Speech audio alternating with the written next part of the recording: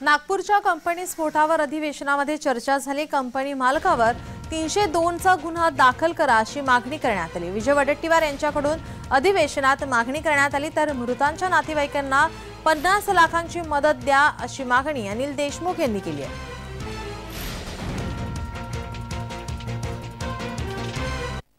हे संपूर्ण प्रकरण आपण लक्षात घेताना त्या मालकांच्यावर अद्यापर्यंत गुन्हा दाखल झालाय की मला माहित नाही, पण तो खरं म्हणजे यांचा खून आहे।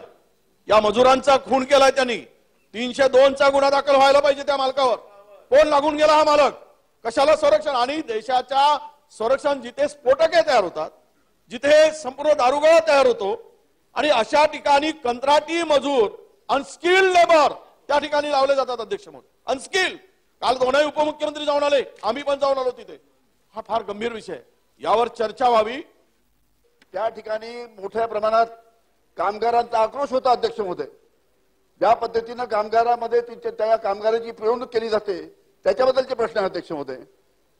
आणि ज्या पद्धतीने राज्य शासनाने 5 लाख रुपये जाहीर केले, कंपनीने 20 लाख रुपये जाहीर केले। 20 लाख रुपयामध्ये बिचारे 9 लोक मेलेत। एकाला 20-20 लाख रुपये देऊन कंपनी याच्यातून या अशा पद्धतीने पळवाट काढू शकत नाही। त्यामुळे या कामगारांना प्रति कामगारांना 50 लाख रुपये या कंपनी सोलर कंपनीने दिले पाहिजे।